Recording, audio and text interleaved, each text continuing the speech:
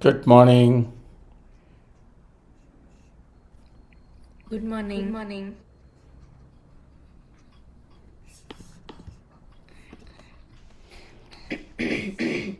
So thanks, Purna, for the recording. My My pleasure. pleasure. Always. Always.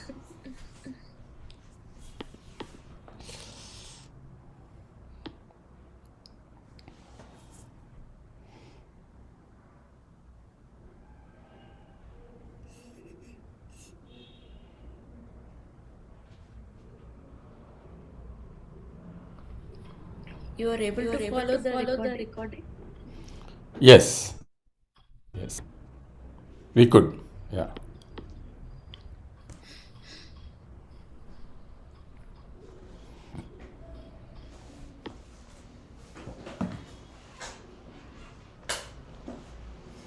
It doesn't enter there actually.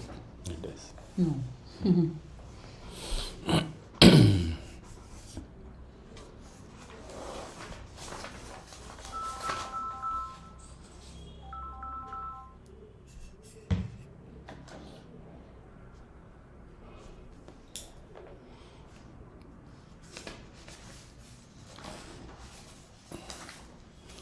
Morning, Kumar. Good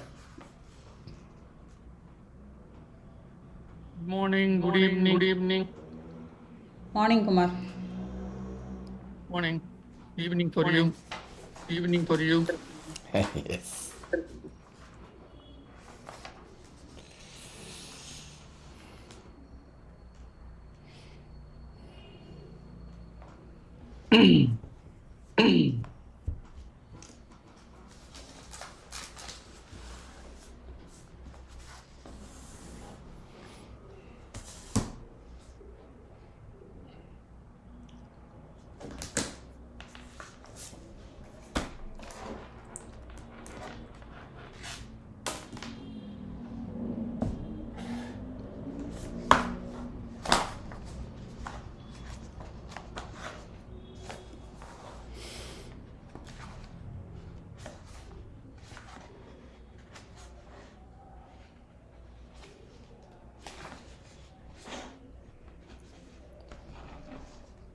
On the light.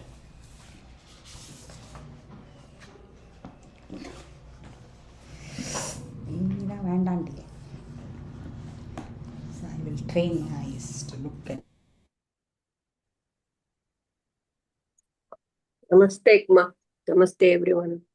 Hey, namaste, Meena. That's his sister.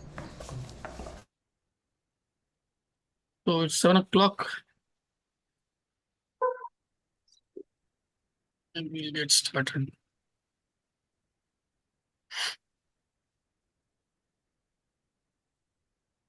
Let's take a deep breath. Om.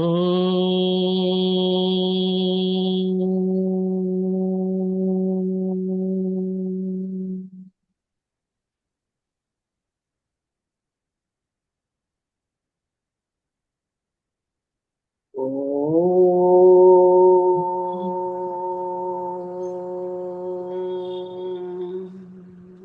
Om.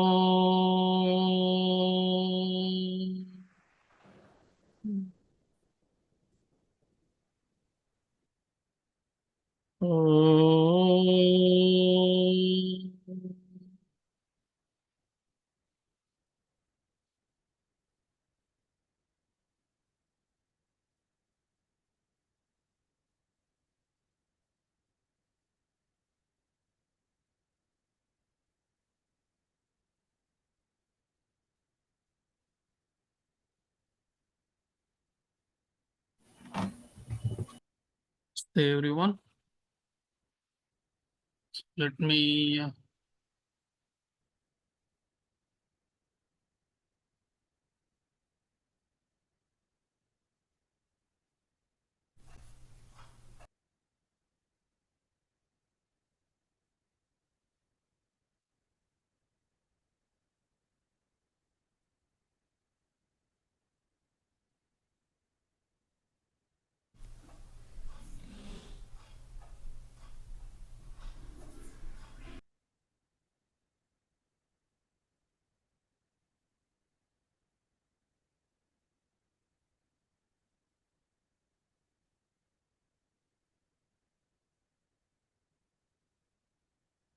Go ahead, Purna.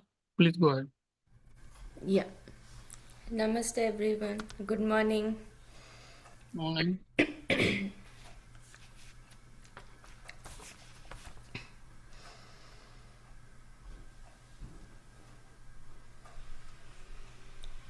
योगेन चित्तस्य पदेन वाचां मलं शरीरस्य च वैद्यकेन योपाकरोत्तं प्रवरं मुनीनां पतञ्जलिं प्राञ्जलिरानतोऽस्मि आबाहुपुरुषाकारं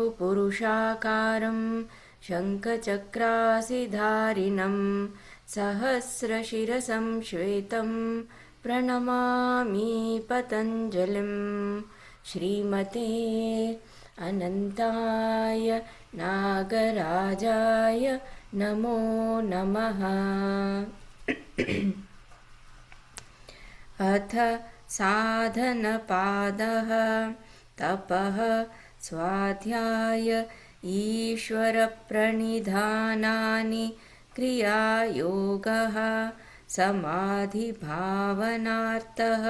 क्लेशतनूकरणार्थश्च अविद्या अस्मिता राग द्वेष अभिनिवेशाः क्लेशाः अविद्या क्षेत्रम् उत्तरेषां प्रसुप्ततनु विच्छिन्न उदाराणाम् अनित्य अशुचि दुःख अनात्मसु नित्य शुचि सुख आत्मख्यातिः अविद्या दृग्दर्शनशक्त्योः एकात्मत इव अस्मिता सुखानुशयी रागः दुःखानुशयी द्वेषः स्वरसवाही विदुषोऽपि समारूढः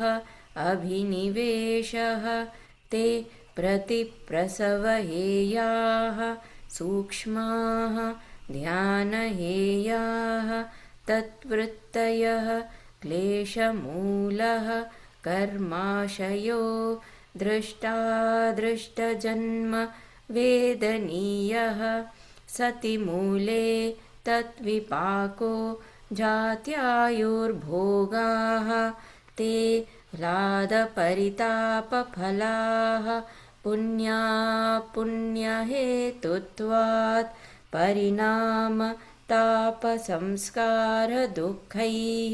गुणवृत्तिविरोधाच्च दुःखमेव सर्वं विवेकिनः हेयं दुःखमनागतं द्रष्टृदृश्ययो संयोगो हेयहेतुः प्रकाशक्रियास्थितिशीलं भूतेन्द्रियात्मकं भोगापवर्गार्थं दृश्यम् विशेषाविशेषलिङ्गमात्रालिङ्गानि गुणपर्वाणि द्रष्टादृशिमात्रः शुद्धोऽपि प्रत्ययानुपश्यः तदर्थ एव दृश्यस्य आत्मा कृतार्थं प्रतिनष्टम् अपि अनष्टं तदन्यसाधारणत्वात् स्वस्वामिशक्त्योः स्वरूपोपलब्धिहेतुः संयोगः तस्य हेतुः अविद्या तदभावात् संयोगाभावो हानं तदृशे कैवल्यं विवेकख्यातिः अविप्लवा हानोपायः तस्य सप्तधा प्रान्तभूमिः प्रज्ञा योगाङ्गानुष्ठानात् अशुद्धिक्षये ज्ञानदीप्तिः आविवेकख्यातेः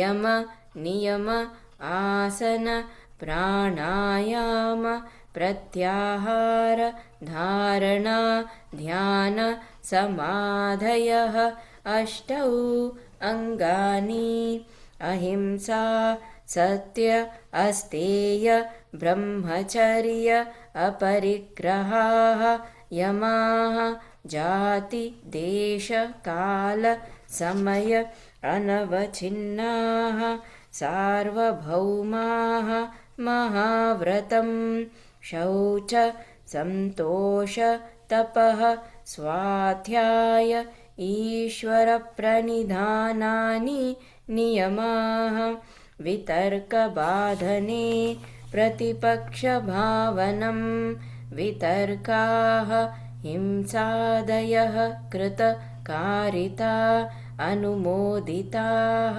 लोभ क्रोध मोहपूर्वकाः मृदु मध्य अधिमात्राः दुःख अज्ञान अनन्तफलाः इति प्रतिपक्षभावनम् अहिंसा प्रतिष्ठायां तत्सन्निधौ वैरत्यागः सत्यप्रतिष्ठायां क्रियाफल आश्रयत्वम् अस्तेयप्रतिष्ठायां सर्वरत्न उपस्थानम् ब्रह्मचर्यप्रतिष्ठायां वीर्यलाभः अपरिग्रहस्थैर्ये जन्म कथं ता सम्बोधः शौचात् स्वाङ्गजुगुप्सा परैरसंसर्गः सत्त्वशुद्धिः सौमनस्य ऐकाग्रय इन्द्रियजय आत्मदर्शन योग्यत्वानि च सन्तोषात् अनुत्तमः सुखलाभः कायेन्द्रियसिद्धि अशुद्धिक्षयात् तपसः स्वाध्यायात् इष्टदेवता संप्रयोगः समाधिसिद्धिः ईश्वरप्रणिधानात् स्थिरसुखमासनं प्रयत्नशैथिल्य अनन्तसमापत्तिभ्यां ततो द्वन्द्वानभिघातः तस्मिन् सति श्वासप्रश्वासयोः गतिविच्छेदः प्राणायामः बाह्य आभ्यन्तर स्तम्भवृत्तिः देश काल संख्याभिः परिदृष्टो दीर्घसूक्ष्मः बाह्य आभ्यन्तर विषयाक्षेपि चतुर्थः ततः क्षीयते प्रकाशावरणं धारणासु च योग्यता मनसः स्वविषय असंप्रयोगे चित्तस्य स्वरूपानुकार इव इन्द्रियाणां प्रत्याहारः ततः परमावश्यत इन्द्रियाणाम्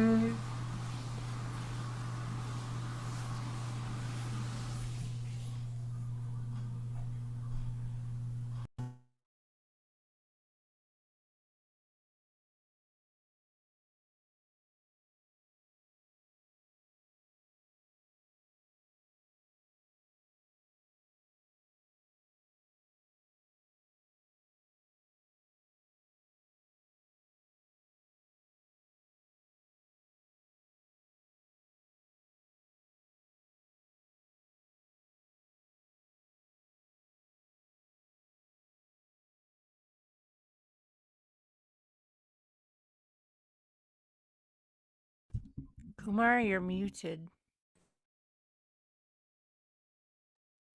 Sorry about that. So this is where we left off 2 weeks back.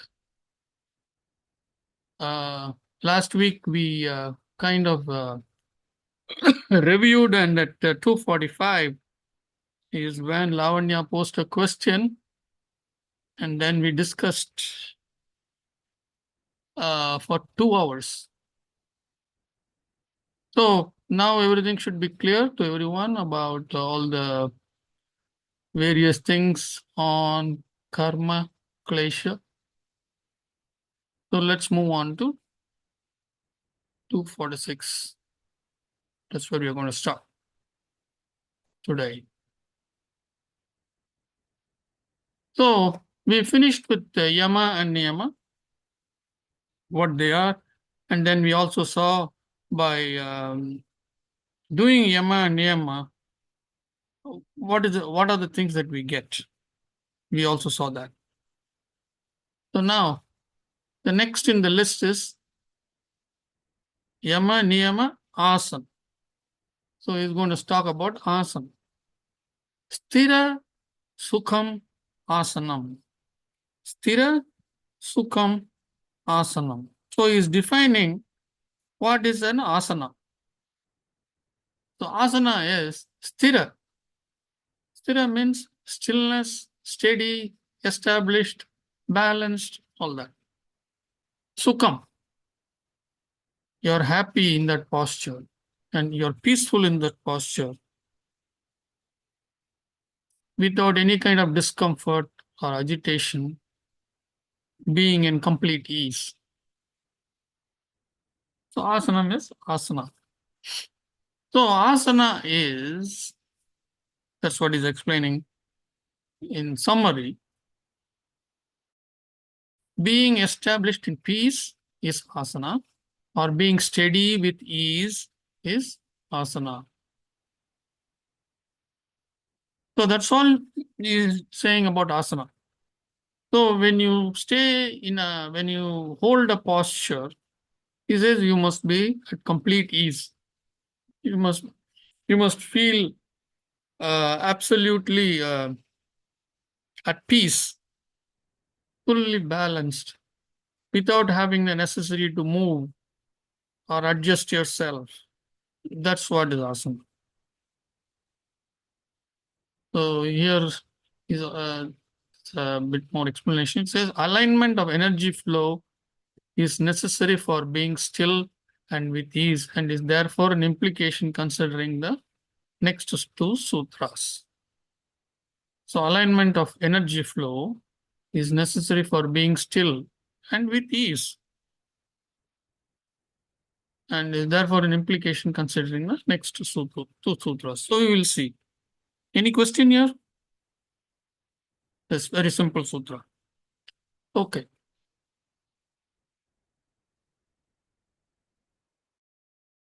Let's see what he says here. Sutra 47. Prayatna Shaitalya Ananta Samapatibhyam.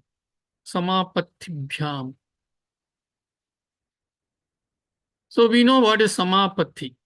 We have seen that. We have seen sutras on Samapatti. That is intense and fully absorbed state. That's what is Samapatti. Do you remember Samapatti? He said in chapter 1, Kshina Vrittehe Abhijatasya Eva Manehe Grahana Grahitri Grahana Grahyeshu Tatastatat Anjanata Samapattihi. That's what he said about Samapatti state. So in the Samapatti state, he says it's like a crystal absorbing the color that is around it and completely becoming that color. That's what you see. The crystal, if you put a red cloth behind it, it looks completely red. If you put a blue cloth, it becomes blue. So that's what is said about Samapatti state, where you are fully absorbed in what you're doing. So the same meaning for Samapatti, fully the full engrossment state. Prayatana means effort. Prayatanam. Normally we use this word prayatanam to put effort. Shaitalya, weakness or low energy. Shaitalya means low energy or weak. So Prayatana Shaitalya means with little effort. So when we do asanas, we must put only little effort. We must not force ourselves. Although it is called Hatha Yoga, Hatha means force. In this case, Hatha Yoga is, we must take it as little effort. It is not effortless, but with little effort. That's why it is necessary when you do the postures not to force yourself looking at others or looking at the maybe at the teacher.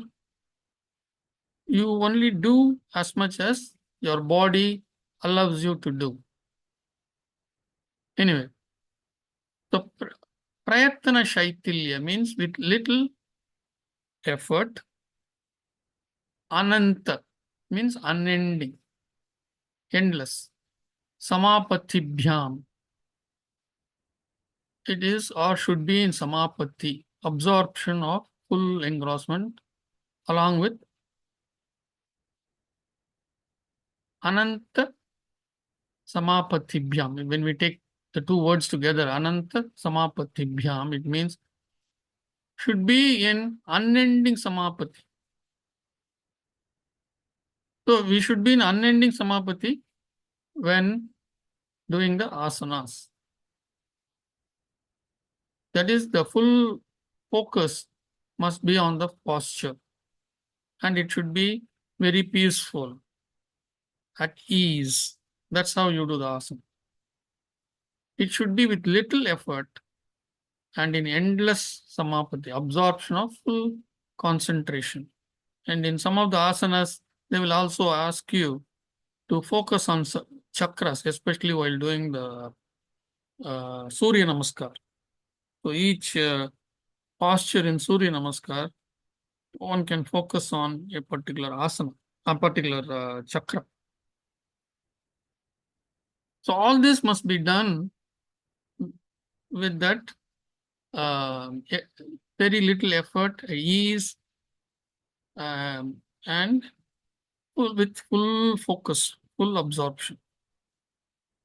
So this is the second sutra that he has spoken about asana. Shall we move on? Okay. So let's see what he says in the next sutra. Tato dvandva anabhigataha. Tato dvandva anabhigataha. So let's see what it is. Tato, then or thereafter. Dvandva, sense of opposites, dualities. Anabhigataha is not hurt or is unaffected. That's what it means. So in summary, what it means is, then one is unaffected by the sense of opposites. Then one is unaffected by sense of opposites. What does it mean?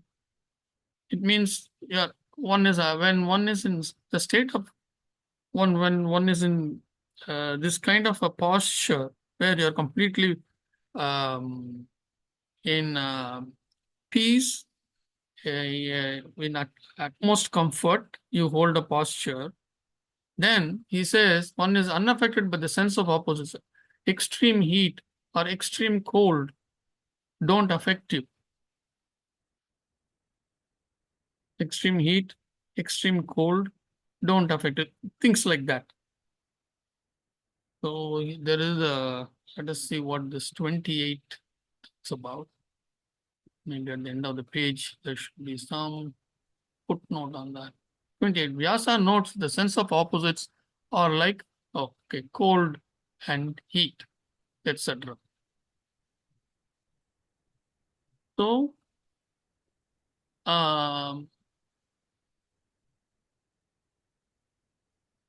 see if there is anything more on this.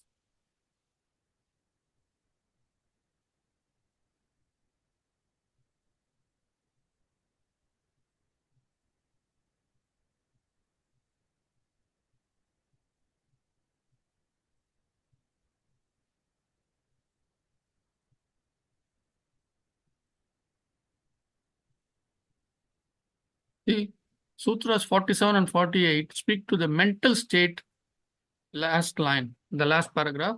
Sutras 47 and 48 speak to the mental state in doing asanas. In order to be engrossed in it, the mind needs to be fully focused in it.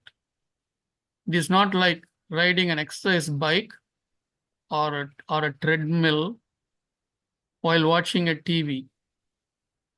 Keeping the mind absorbed within in the movements to enable samapatti, term for enrollment used in chapter 1.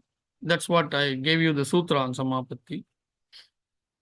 I think that was sutra 40, I think, in chapter 1 or 41. 41, I think. Term for engrossment used in chapter 1 is very important. Keeping in mind absorbed within, to be absorbed within in the movements to enable samapatti. Only when you are fully focused at samapatti will set in. So that's what is very important. And then when we are in that state, these opposites like cold, heat, those things will not affect us. Any questions? He has also mentioned some of the asanas like Padmasana, Virasana, Bhadghasana. Actually, not Patanjali, but I think Vyasa has mentioned that there are a set of asanas. Yeah, here. While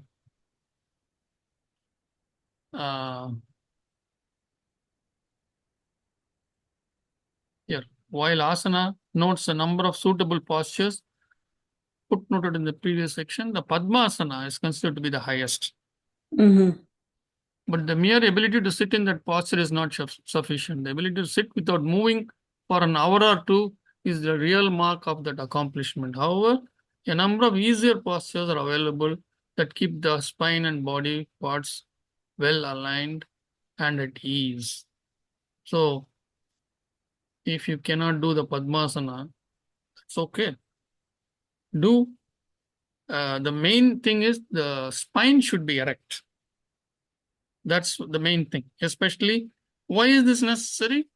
Because finally, this is a preparation for the dharana dhyana samadhi state, right?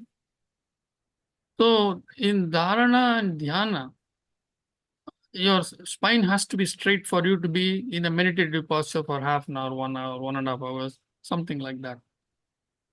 And for that, the spine has to be straight. And Padmasana gives you that to be able to be that, to be able to have the spine straight. And so, but if you cannot stay in Padmasana, you can be in Sukhasana. And there is also this half lotus posture. Mainly, when you are sitting in these postures, over a period of time, you have to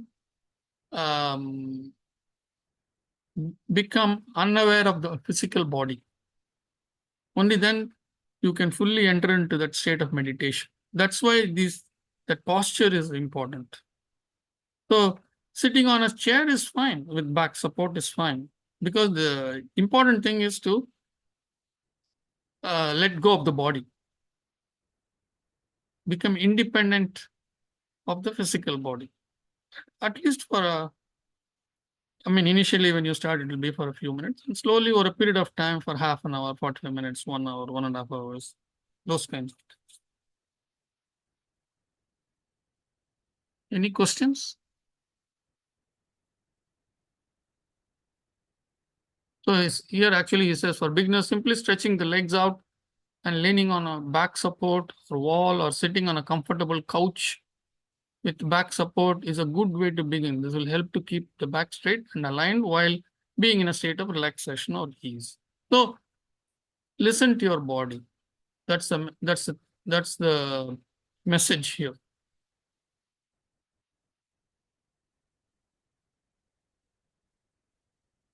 Any question? Okay.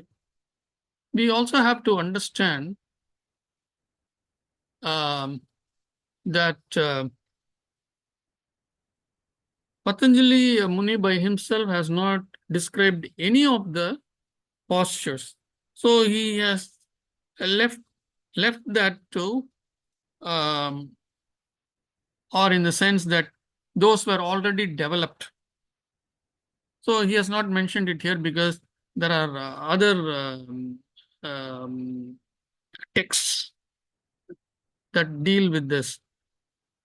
So that's why he has not gone in a very great detail about each and every posture, or at least a set of postures. He has not discussed it here because those are already there in other textbooks, other texts which were known at that time. And now, over a period of time, those have been refined and things like that. You have plenty of books on asanas. I was under impression that Hatha Yoga was actually found by Patanjali Muni. So who all this asanas, like what is the source, like who invented all this, like the I don't think asana? it is any one particular person. Uh-huh. Okay. So maybe collection of rishis and munis, they practice this, and then these are all put in a text form. Mm. So that's why he has not discussed it here. Okay. Okay, Kumarji. But he says it is important Right. because that's how you get to the next stage. Mm-hmm. Okay. See, we are talking about days when there was no sofa, right? There were no chairs, kind of. Correct. Yeah. Or even if chairs were there, they were equally uncomfortable, like sitting on the floor, because it was all just plain wooden chairs. Anyway, even as I was growing up, for a very long time, we didn't have a dining table at home. We used to sit on the floor and eat. And sitting on the floor and eating as a very good, uh, one very important aspect of it is you have to bend and eat. You have to bend, pick up, and put it on your mouth, in your mouth. When you do this, as the stomach gets about 70% filled, when you bend, there will be a pressure on the stomach, and it becomes uncomfortable. So around 70% you stop.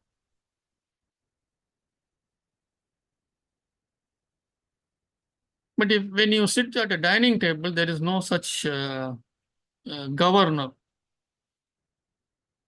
And so we tend to eat 120 or 130%. So sitting on the floor and eating had some of these inbuilt importances, which advantages, which is lost when you sit at the dining table. So if you sit at the dining table, then you have to be aware when your stomach is 70% full and stop. 60 or 70% full. Okay. Any questions with asanas? You're making good progress. Okay. Okay. Kumar, I have a question. Yeah. Yeah. Why is the stress on asana? Why is the stress on asana is because as we go to dhyana dharana, Mohanji, I think you have to mute, otherwise there'll be an echo. yeah, yeah, okay. Now I think it's okay. So it is important for the spine to be erect. Even sitting like how we normally sit at home on the floor, that is also an asana. That is why when we do this prayer, when we do some puja, as part of the offering, we say asanam samarpayami.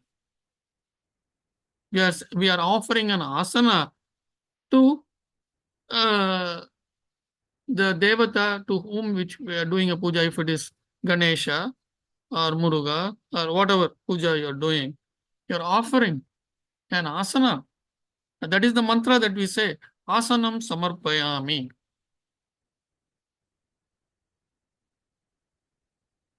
So here when we say asanam samarpayami, actually we are giving maybe a wooden, those days that was the asana that they gave. It will be a wooden plank that you put on the ground. It will have legs. So it is slightly raised. The wooden plank is maybe about 3 inches or 4 inches above the ground because it has got legs. And you put that for your visitor or your guest, and the guest sits on it. And even while eating, many times, we use it. We don't sit directly on the floor. Instead, we sit on the plank. So that gives a little bit more ease because your legs are, when you fold your legs can be a few inches down, and that gives a bit of a comfort. So the asana is important because when we go to dharana and dhyana, you have to sit in a particular posture without moving. You have to get that control. You have to get that body control. Whether you sit in the sofa or whether you sit in the chair, you have to be in that posture for some time. So asana means sitting in comfort or standing in comfort, whatever. It does not really mean that all different postures that we are talking about in Hatha Yoga. So obviously, some of these people, some of these yogis can hold some very difficult posture for hours, or at least 30, 40. I mean, they are in that state of samapatti, so they can hold it forever until they feel like coming out of it. They will remain in that.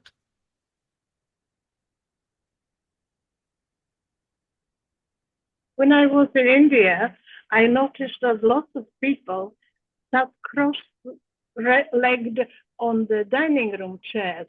Good. So I copied them, and I did what they did.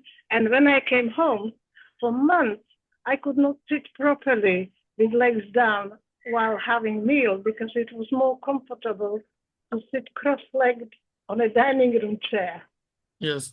See, in India, it is because, that is actually, the older generation, and even our generation, we used to sit on the floor and eat.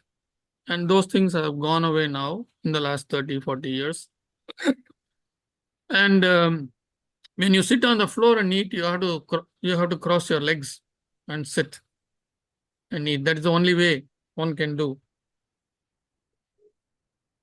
And that practice of sitting cross-legged and on the floor, and then when you have a chair, it is so ingrained in the body. When you want to do some kind of a meditation for 15-20 minutes, automatically the body wants to sit in that posture. Yes. Cross-legged in a sofa or a chair. Yes, it's more comfortable. Yes, even I do that.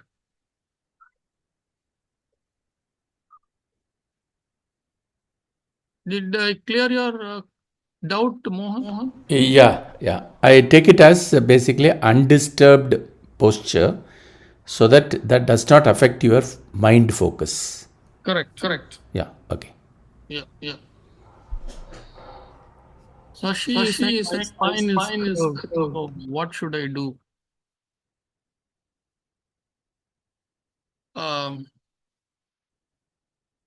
Good question. I am not a therapist. This is a question for a therapist. But I would say for a curved spine, do not force. At your age, you should not force anything. and try to sit on a straight backed chair and see if it improves over a period of time. Okay, so let's go on to. So those three sutras are the only three sutras about asana in the entire Patanjali Yoga Sutra text. So for all the other postures, we have to go to other text books which are there for Hatha Yoga, Samhita, and things like that. That's where the postures are all described. There are 2 or 3 different books from where you can see all this. Um, so yama, niyama, asana. We have covered 3. The 4th one is pranayama. So that's where Sutra 249. In 249, we are starting on pranayama. So let's see. Tasmin sati shwasa prashwasayoho gati vichhedah pranayamah. Tasmin sati shwas prashwasayoho gati vichhedah pranayamah. So the word by word meaning, let us see. Tasmin, in that, sati, the end of shwasa, inhalation. Shwasa is inhalation. Prashwasa is exhalation. Prashwasayo of exhalation. Gati is flow.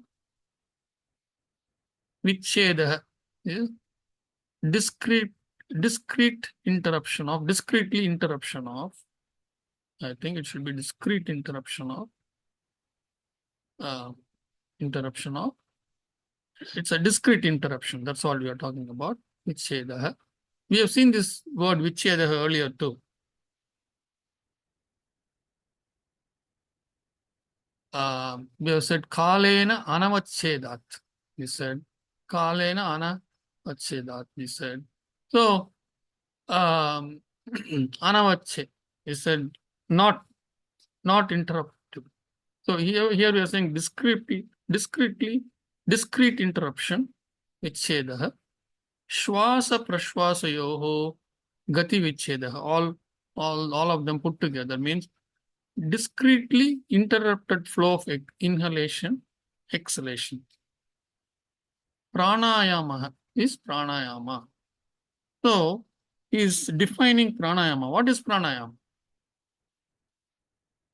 So, in the end of that is, in the end of being an asana, meaning once you are fully comfortable, no more adjustments are needed. You are so comfortable in that posture, in that coming to that end of asana, in the end.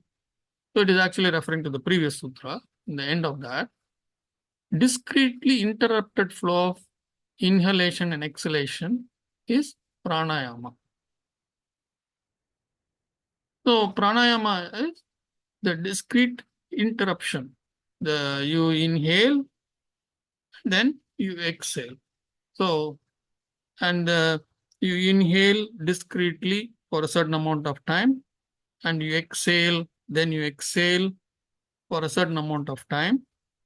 Generally, they say twice the amount of time. You inhale for about 5 counts, then exhale for 10 counts. So this discretely following this sequence of inhalation exhalation is called pranayama. A simple sutra. So let's move on and see what more he's going to talk about in pranayama. Any questions there? So all that he's saying in Sutra 49 is, it is not shallow, or it is not without any kind of attention. You pay attention to your breath. That's what he's saying. Sutra 250, Bhagya Abhyantara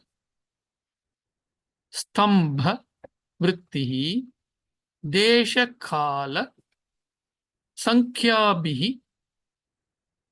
paridrishto dirgha sukshmah bahya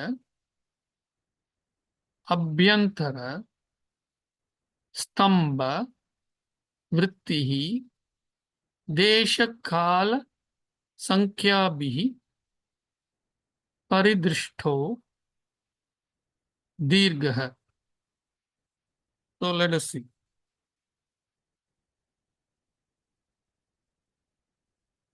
So bahya.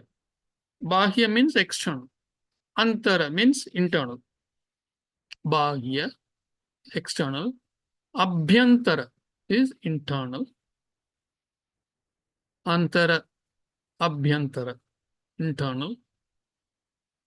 Stamba, motionless. In Tamil we say stambittu pochu. I'm sure it is there in all languages. In Indian, all Indian language. Stamba means frozen in time. Frozen in time. It stopped. Motionless. Vrittihi, expressions of, we know what is vritti. So bahya abhyantara stamba vrittihi means expressions of breath, that is expressions that is external, internal, and motionless. See, or exhalation, inhalation, motionless breath. Either way, it means the same.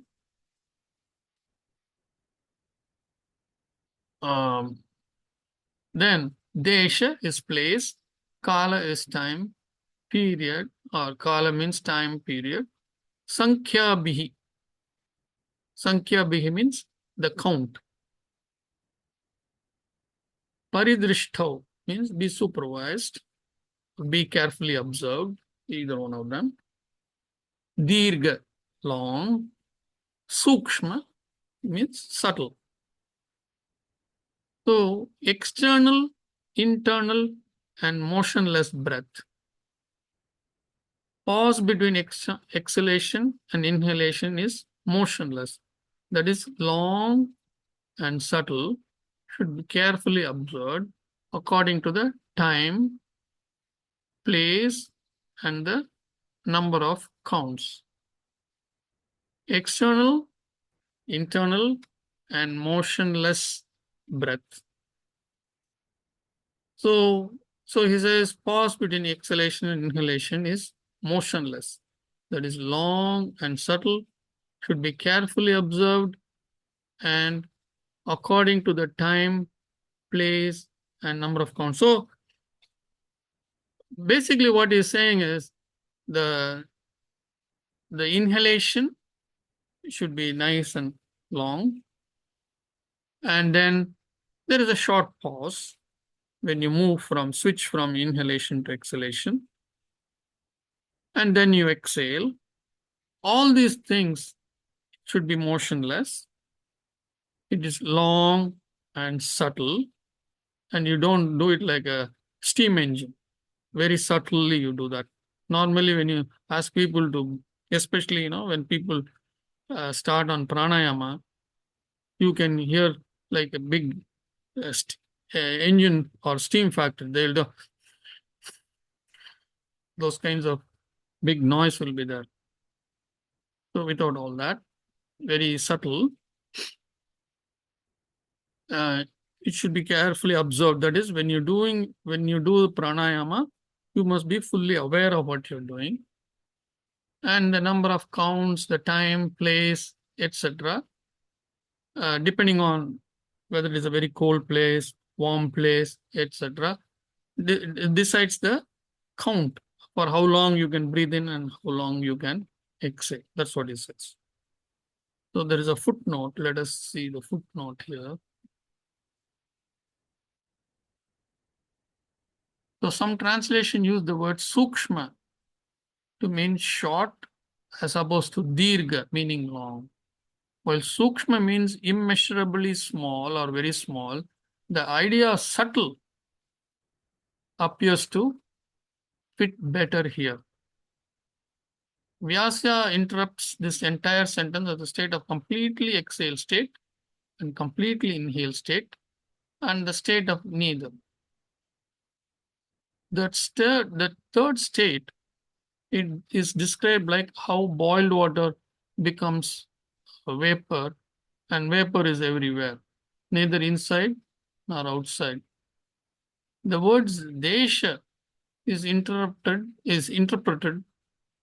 as the body. That's what Vyasa, I think, is saying. Desha is interpreting as body rather than a place.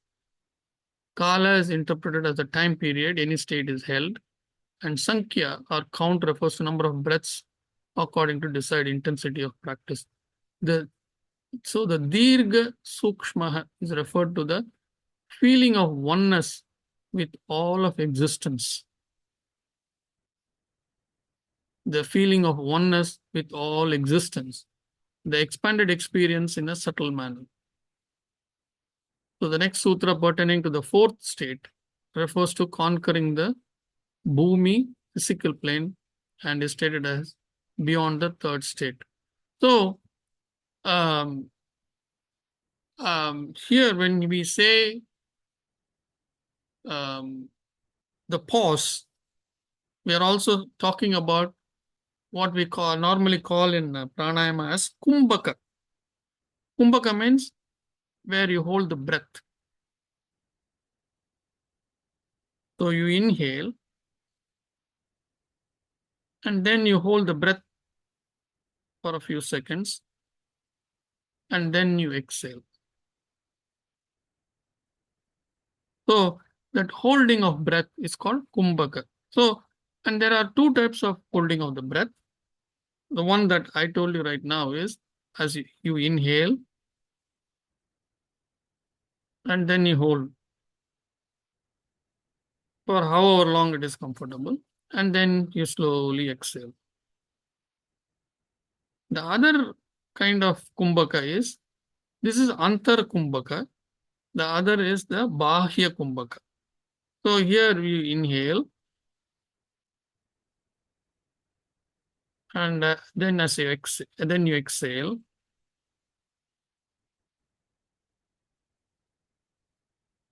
then you hold here. You hold here for a few counts without inhaling. And then you inhale and exhale. So the holding is after exhaling. That's why it is called bahya kumbhaka. Or we just say bahya pranayama. Because the kumbhaka is when we have let out the air. And this is supposed to be a much safer practice than holding the air inside. So the holding the air inside needs some kind of a supervision, and it has to be done under supervision. That's why the bahya kumbhak is always a safe thing to do, and that's what you will see in most of the practices. And some of these antara kumbhak, I've seen some of the Ayurvedic doctors describing that. They will say, you inhale nicely and hold for 10 seconds or 15 seconds. And then you exhale. So if you look at Ayurveda, so it has got some of these things embedded in the treatment. Any questions here?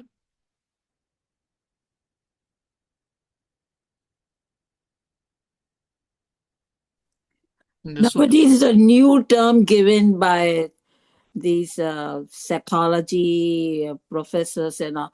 They call it box breathing. You inhale for 4, hold for 4, breathe out for 4, and again hold for 4. So they call it box breathing. I have not heard of that. But bahya kumbhak Kumbhaka means hold.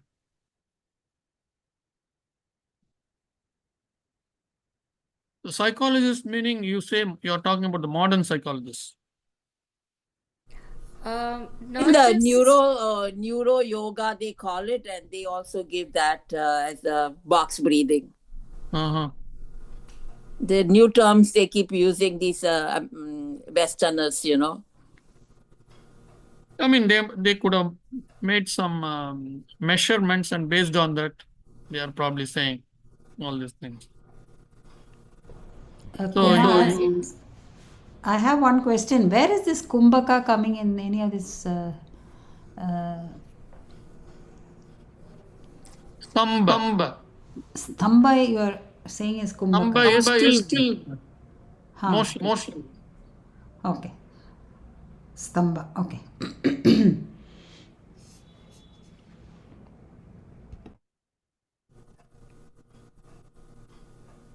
Okay, let's move on to the next sutra. So now we have seen three states here, right? Inhalation is one state, then the kumbhaka, either inside or outside, whichever one is the second state. The third one is the exhalation. Inhalation and exhalation we already know. The third one that we have learned is the kumbhaka. The kumbhaka is what he is referring to here as thamba, the motionless or stillness. Okay. Any questions here? Before we move on to the next one. Okay. All right. Bahya abhyantara vishaya akshepe. We don't see your screen. You're not seeing it? It's a gallery view. that's your No, screen. we are seeing. We are able to see it. Good to see.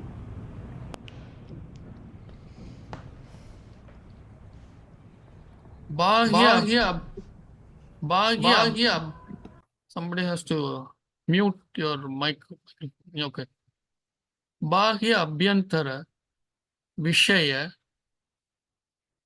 akshepi chaturtah. Bahya abhyantara vishaya akshepi chaturtah. So now chaturtah is the chaturtha means fourth or fourth. Chaturtha means fourth. Let us see what he says here. Bahya, again we know it is external. Abhyantara is internal. Vishaya, subject matter. Akshepi is goes over, passes over, goes beyond. So these are the meanings. Shape means tossing or throwing, movement of limbs, etc. Shape. So, in summary, the fourth level goes beyond the external and internal aspects. So, what does it mean? So, when you do this pranayama, the Bahya Kumbhaka, there are certain other pranayamas also, like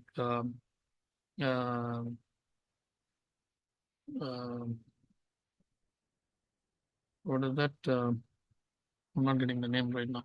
Anyway, when you do this Bhastrika and the Kapalbhati. Especially Kapalabhati, even Bhastrika for that matter, we will, once you do that, we can enter into the fourth state. So the fourth state, he says, the fourth level goes beyond the external. What it really means, the fourth state is, after you do this breathing for a while and you stop, you don't really have to breathe, but you will be just fine. It will be as if you are breathing, but the breathing would have stopped. But all the energy, every flow, everything is happening. It's not that we have stopped getting any energy. The energy keeps flowing. This is the fourth state that he's talking about here. So that happens on its own. You don't do anything, it happens on its own. So over a period of time, when you do pranayama regularly, so at the end of the pranayama, this might settle in. And it may last, like how we do certain practices, and then we stop after doing sufficient number of times, we stop and we wait for all the sensations. So this is like a sensational part. So when you stop, the breathing will actually literally stop. But it doesn't mean that there will be any negative effect. Okay, so these things happen after a sufficient practice. Sufficient practice. This might happen. This state can happen. Any questions here?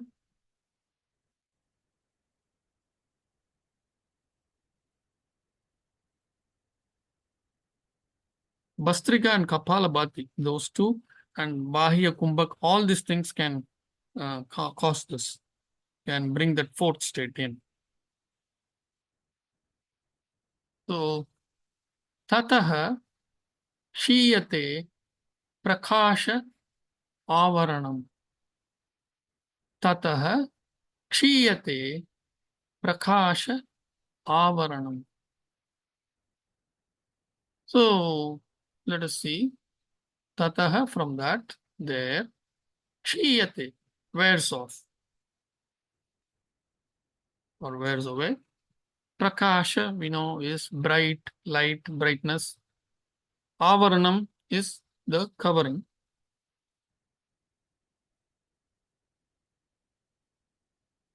So, from that, the covering of the internal light wears away. From that, the covering of the internal light wears away. What does it mean? So, until now, the internal light or the Atma was covered. Now, through this pranayama, that avaranam, that covering, is taken out. It wears away. It is that covering is weakened. It is shed, and then you are able to see the internal light. That's what it means. So that's why these pranayama practices can cause a lot of things.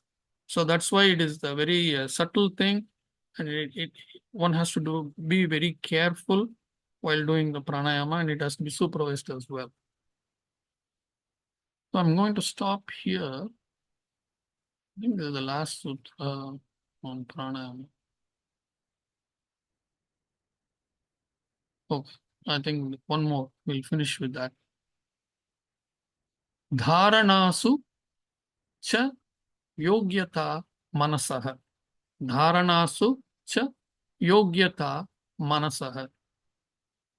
Dharanasu, for one-pointed focus. Cha is and yogyata, becomes ready or fit or eligible. Manasah, the mind. So, and in summary, it means the mind becomes fit or one-pointed focus, because the next thing as we move forward is pratyahara, dharana, dhyana. So the mind becomes fit for that kind of a focus with this pranayama. That's how we end pranayama. Any questions?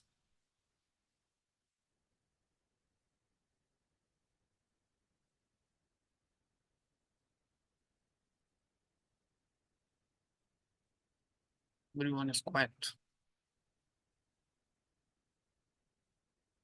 So if you participate in the Life in Yoga's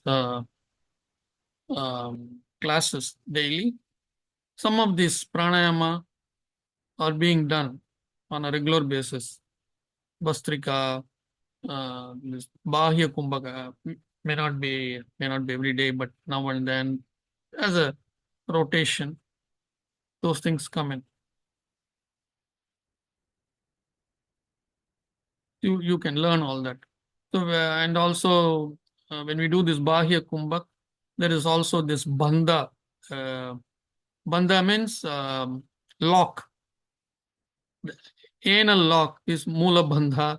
Then Udhana Bandha, when you lock the abdomen, is Udhana Bandha. Then you lock the throat area, that is called Jalandhara Bandha. So you as you do the uh, pranayama, these bandhas also will come into effect. Some of these things take a little bit of time to get those bandhas, but it's not difficult. Kumarji, I participate in Life in Yoga classes. Again, I feel a little disconnect because I'm also learning, the theory part of it, and then I'm applying a little bit of asanas there. But I don't seem to understand the science behind it or the interconnection. Sometimes it is, and sometimes it is not. Is there any place which will introduce us to the concepts as well as teach us some of the practices? So you are doing the pranayama practice. I joined the evening sessions. I joined the evening sessions, especially on Fridays, Life in Yoga. There's a lot of echo. Let me, as you speak, let me shut off my. Yeah, I was trying to say that, I do, follow those practices. Dr. Rajan really does it well. But again, I feel a little bit of disconnect, because probably whoever is practicing this chair yoga and that yoga nidra and other classes, they have understood or they know what they're doing. I feel like, I follow the practices again, there's a disconnect between the theory and the application. So, is there any institute or anywhere that we can learn both theory and yeah, Tammy has something to say. Yes, there there absolutely is. You know, Dr. Rajan usually teaches these quarterly classes. He does use his textbook, and he does actually have a class that goes through the textbook, which is like an introduction to a deeper set. But he is starting up a class right now, and it actually provides you. Oh, wait, I think it has something to do with Patanjali certification. I don't know why he calls it that, but it goes through yoga and the nadis. Like really to start to feel that while you're sitting in the chair yoga. This is how we practice with all of these is in that class. Even though we think we're just sitting here, we get to like really focus on the nadis and the chakras and start to understand how the inner energy systems work. So maybe you're ready for that. Lifeinyoga.org. I would, check out the offering has to be somewhere right in the beginning. And see what the classes are. Highly recommend. I've done hundreds of his classes, and every time there's something new to pick up. So I hope that helped. I got hold of his textbook and I'm reading it through. I just finished the first chapter and I'm going to the last chapter to understand the concepts. It is little different in order to study the textbook, right?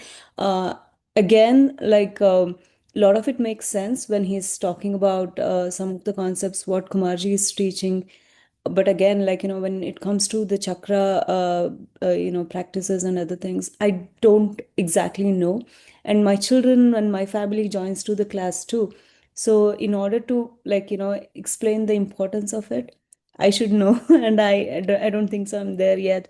So Tabby, I would appreciate if you can send me the link for the course or certification. I would be more Yes, than. and the fun part is that he'll sit with you the whole class to find the chakra. Like he literally teaches you how to focus Okay. and start to this inner seeing. Yeah. Okay. Okay. Beautiful.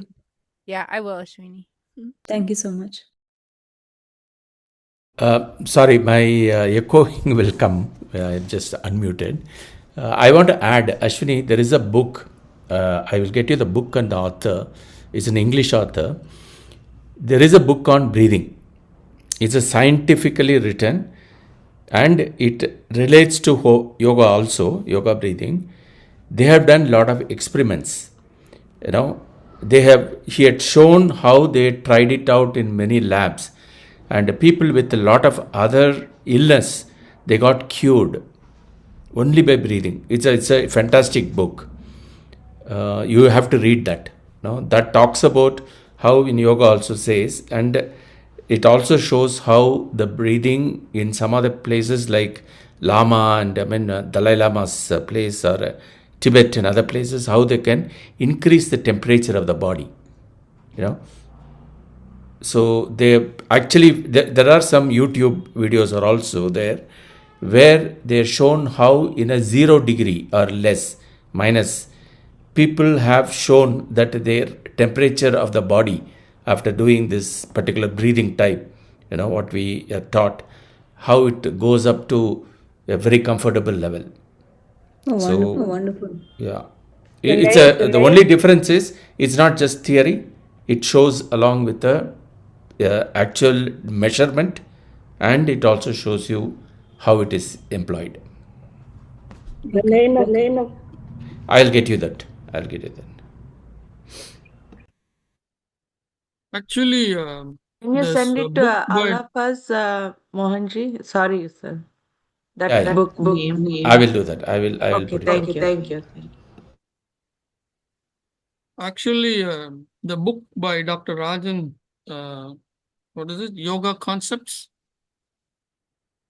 book by Dr. Rajan. So there also you see all this description of this various pranayama and how to do them step by step. Yes. So that's a very good way to start practicing pranayama. But generally, pranayama practice, when you start, you must have a supervisor. And then reading these books will help you to understand what exactly you're doing, why you are doing, and the actual technique. All that become much clearer as you read the book. So just reading the book and doing it on your own is not a good idea. First, learn it properly from an authorized person. So I strongly suggest Life in Yoga. You can enroll and learn. Not just you, I'm talking about others as well. Can the Kapalbhati be used for sorting out sore stomach? My daughter had a painful stomach last night, and I deducted it because she kept reading whole day ice in the book. And according to Chinese medicine, that is, she upset her spleen and stomach. But she said, no, she didn't read as much as normally. But this morning I was thinking, well, perhaps I should do Kapalbhati with her. That may ease her pain. What do you think? Kapalabhati has lots of benefits, but only a therapist can tell you. I'm not a therapist, that's what I'm saying. I'm not a therapist to tell you whether Kapalabhati will heal any liver related. Although Kapalabhati is acting on all these abdominal muscles, the entire abdominal area, right? Mm-hmm. So it is intuitive that it will do something in that area.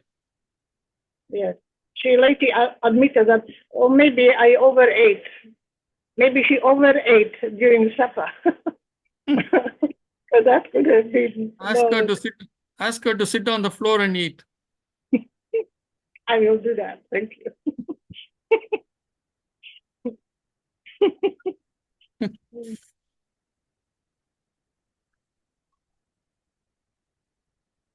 Okay. So, where were we? we have to discuss poll 21. Where is Sri Lakshmi? Oh, she's there. Very good. So this is about the. Any other questions on pranayama before we move on to the discussion on poll 21? No questions. Okay. So poll 21 is about the donating to a noble cause. The noble cause being a lady who is about to get married and she needs the Thirumangalyam as well as a sari. So for Tammy and the Tatiana, the Thirumangalyam is like a chain that's worn around, that's tied by the groom on the bride during the wedding. And generally it has got a small tiny medallion, two of them. Oh, there she is showing. Can you see? Ashwini is showing that.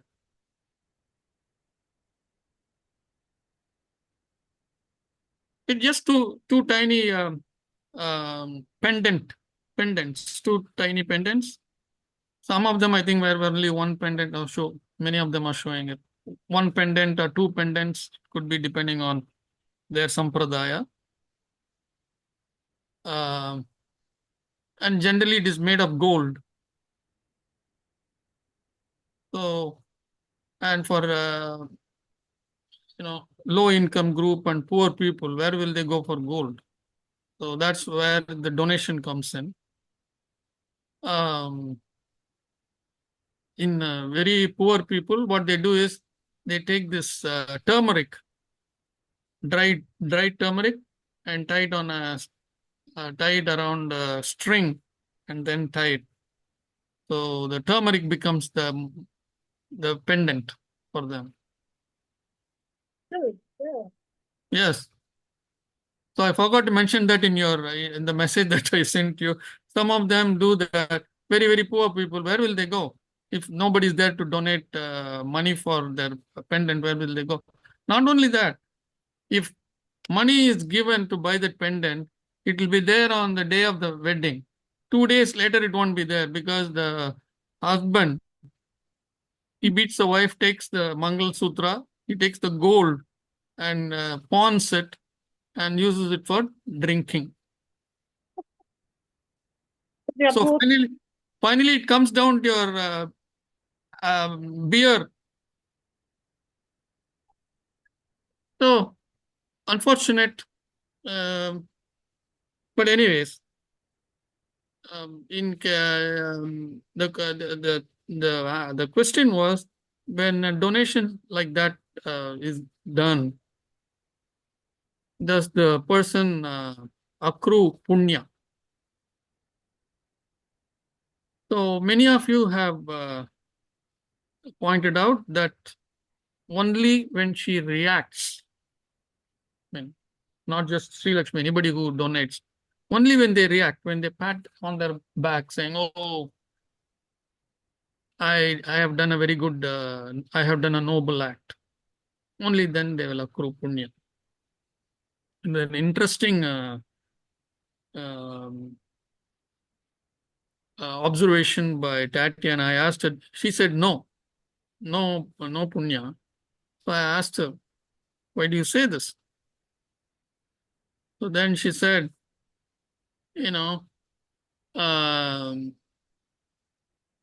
why are we interfering in the karma of the other person? If the karma of the other person, they don't have the money to buy it, why are we interfering? I said, it is a dharmic way for dharma.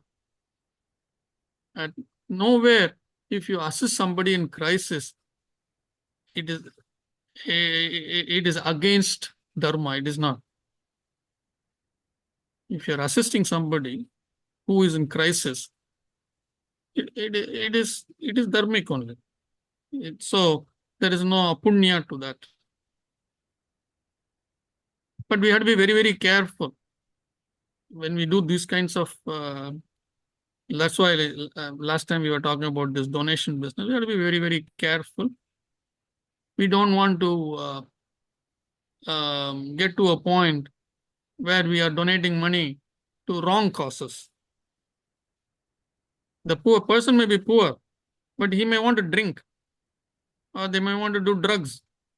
Our money should not go there, right? So we have to be very careful with all that. So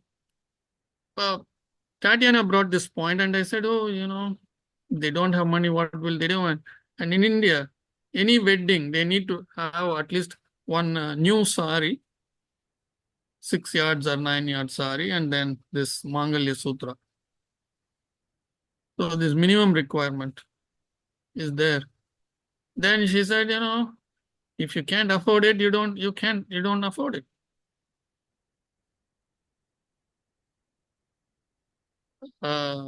If you can't afford vodka, and you have to do buy with beer. That's what she said. So, all said and done, if when we donate to these kinds of causes, be very careful. And by and large, in the poll, everyone has answered correctly. That is, you are patting on the back, or any kind of self-recognition. All these things start internally, right? All these things start internally. When I say pat on the back, it's not that you put your hand on pat on the back. It is telling ourselves, oh, I've done a great job. I'm a real nice guy, so I did this. Those kinds of things definitely will bring punya karma. And many people feel having punya karma is good. They are planning for the next janma, next birth. So they say, okay, let me collect lots of punya karma, and at least when I come back the next cycle, I'll have a better life. Good luck with that. Be my guest. That's all I can say. But the idea of any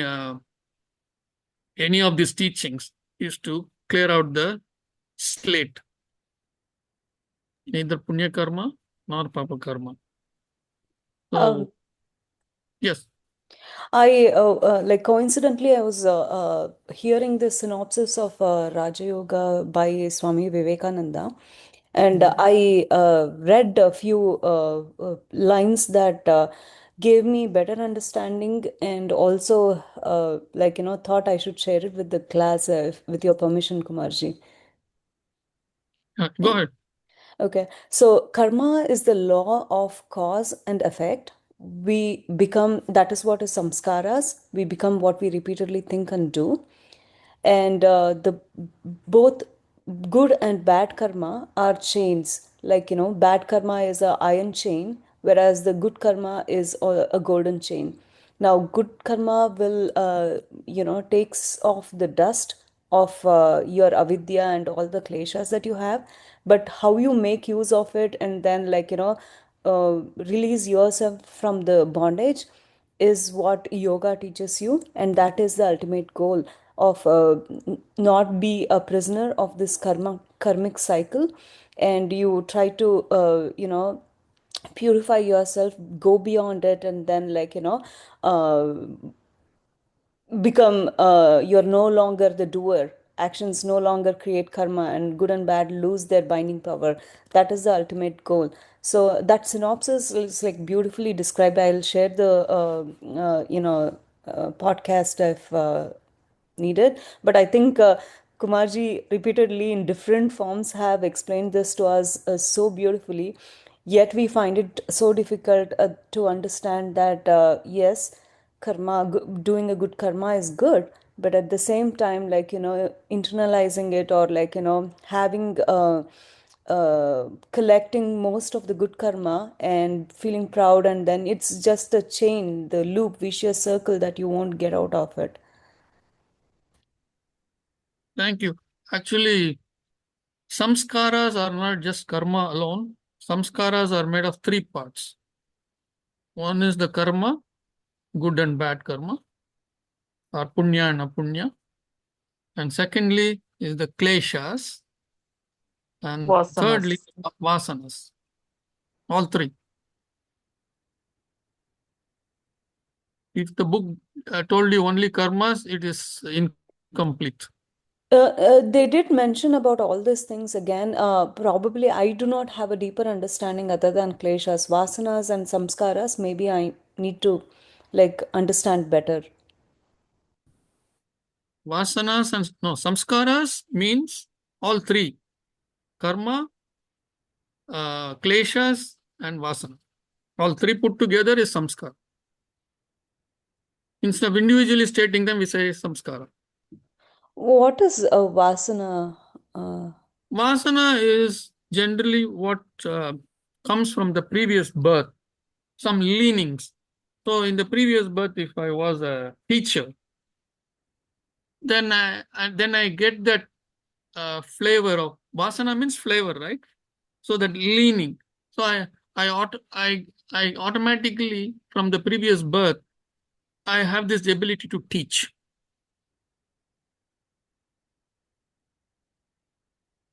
So if I'm a musician, if I was a good musician in my previous births, then I get that vasana. I will always have that interest to learn music, or I will have this ability to sing in tune, those kinds of things, and I will be able to pick up higher levels of music easily. All these various musicians that you see, they all must have some kind of asana, otherwise it's not possible.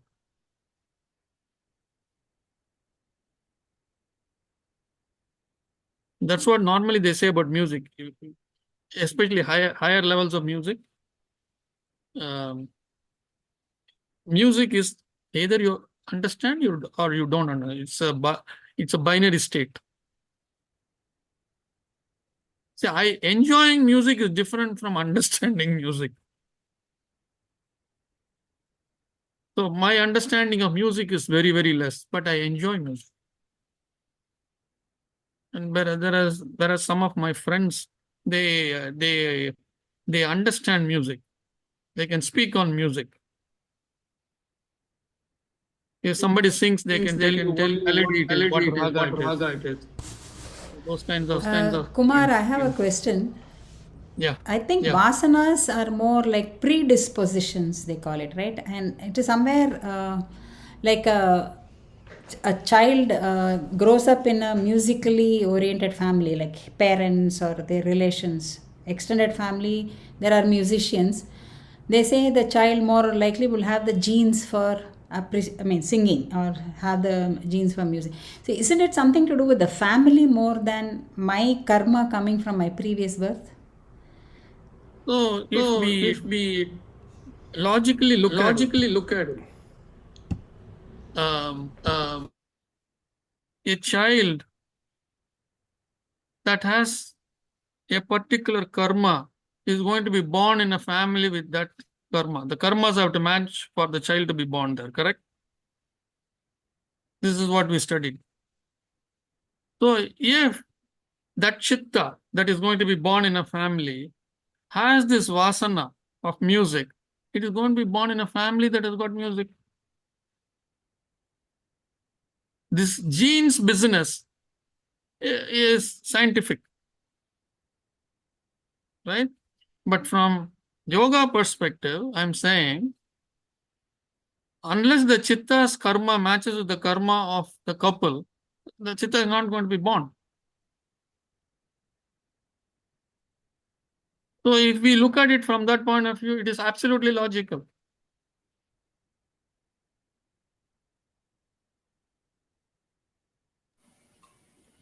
So I have not studied DNA. I know what is DNA, but I'm not a biologist. I have not studied DNA that deeply to understand how to match parents' DNA with this and how to find genes matching. I mean, we generally say it is in the genes, but I don't know if they identify this is music genes, so the child also has music genes. I don't know. Is there anything like that? Have they identified and mapped? So actually, some of these things flow from an overall what they call as the brain development and environment, the initial years of growing up. they play a big role in the way the child shapes up.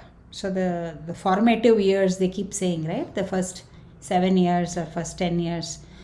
The environment in which the child grows up, all of that matters.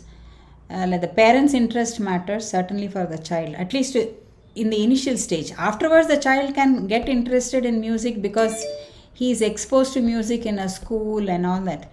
But there is an inherent ability, and this music and maths abilities are also interlinked.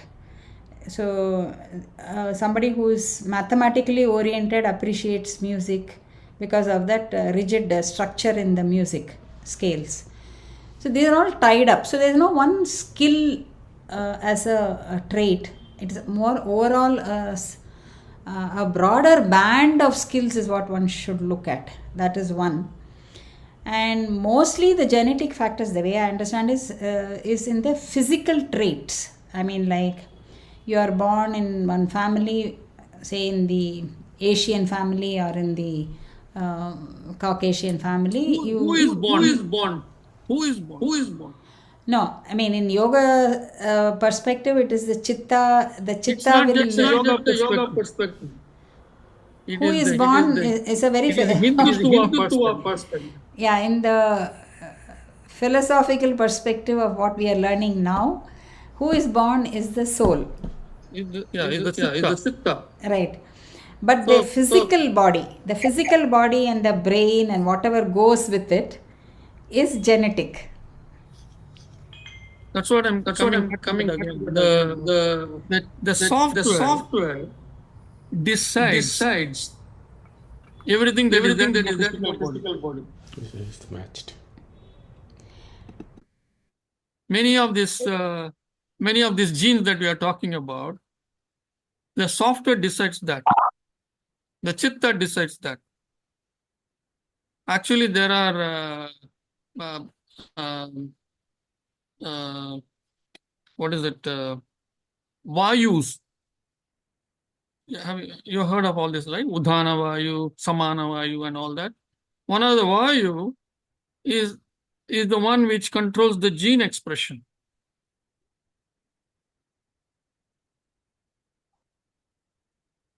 So how would you say, I know of a person, he got Nobel Prize, and he was born in the family that his mother was his sister.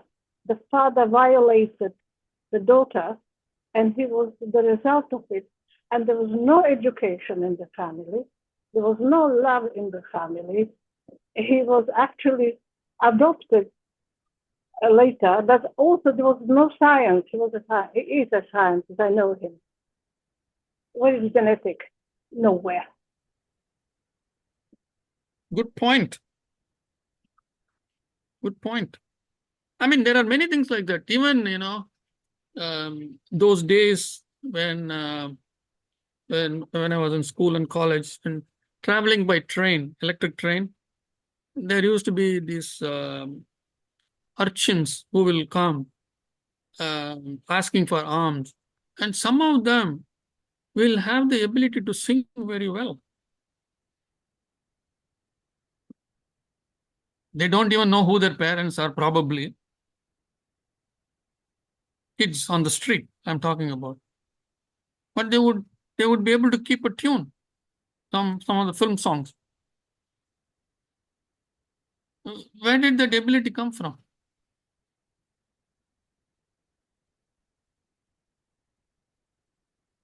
See, I didn't think of all this when I was young, but later on, in the last few years, as I studied all these things, those things started making sense.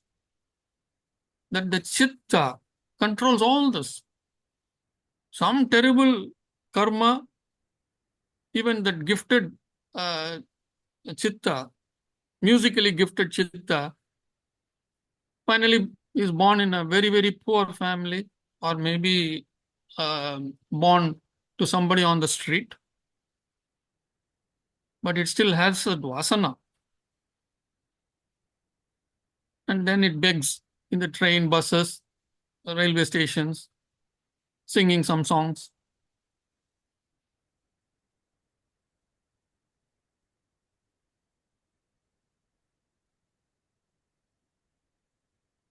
very, very fascinating when you ponder on all these things. Yes, we have to do some research, be scientist or historian to get some sort of classification and numbers and name them. Yes. But Kumarji, there is chromosomes play a role in every abilities. It's not just with the parents' gene, but also. Can you able to hear? Yeah. It's not only the parental genes, but also the genes from the prior generations. But for I know for music there is a gene, and for mathematics also there is a gene like chromosome that if they identify in your body, then you have that talent. And for all disabilities also, like genetic disabilities also have a gene. That there is a test called functional genomic analysis test, and it says more about all the genetic analysis. I'm not denying that. All I'm saying is the chitta decides where to be born. That is all I'm saying. No, I understood that, but I'm just telling, like you asked the question, like is there a gene for mathematics or music? So I'm just adding, but I accept with your point. It all comes So from there is that kind of gene mapping is done. We know. Okay. Gene matching. Okay. Yes. It's very beautiful to read about it, but there is gene matching. Like combinations make one particular gene, so it's very nice to read about that actually. Yeah, I can give formula on combination, probability combination, but I don't know this combination. Biological combination, I don't understand. So, yeah, I mean, at a very high level, I understand what it is, how they match and all that. But when they start talking about the various chemical things that's made of all this, then I'm lost. It's tough subject, but generically we can read little bit about it. So it's very nice to know, like, okay, this person is having this and this. The whole ancestral thing can be found out. Like if they wanted to do research on the topic, why he is having this skill. Yeah, but we are not going into that, but just telling it. Yeah. See, in Tamil we say Vadyar Pulla Makku. Have you heard this, Gayatri? Yes. I can think of that all. Yeah. So, say, how does gene work there? But I had a question. How can I tell all teachers are the intelligent and brilliant ones? Anyway, I gave you a question. You are asking me another question. But to others who who did not understand, who cannot understand what I said, in our language, you say the teacher's child is not smart or not intelligent or stupid. Actually, that's that's the. I'm sorry to say, but that's the word that they say. Teacher, Vadyar Makku means stupid. Vadyar means teacher, guru.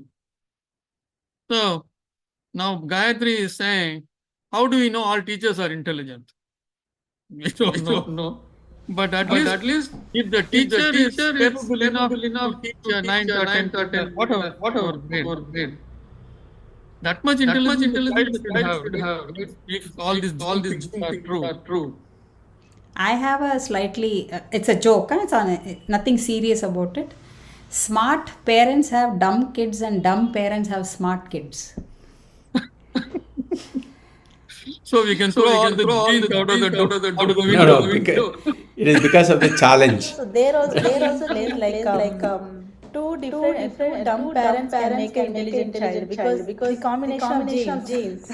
No. It is from purely survival. Survival. If the parents are dumb, the child grows smarter because he has to take care of himself. Yes. Whereas the parents are very smart and they plan 2 steps ahead for the kid, everything. Don't learn. The kid is not going to learn anything. I mean, this is just a joke. No, that is true also. Ushaji. Yeah, it's an ironical joke. And to fix all this, there may be a what is that? A parihara.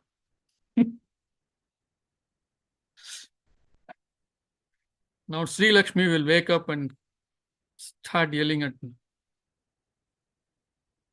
Anyway, before she wakes up. Any other question?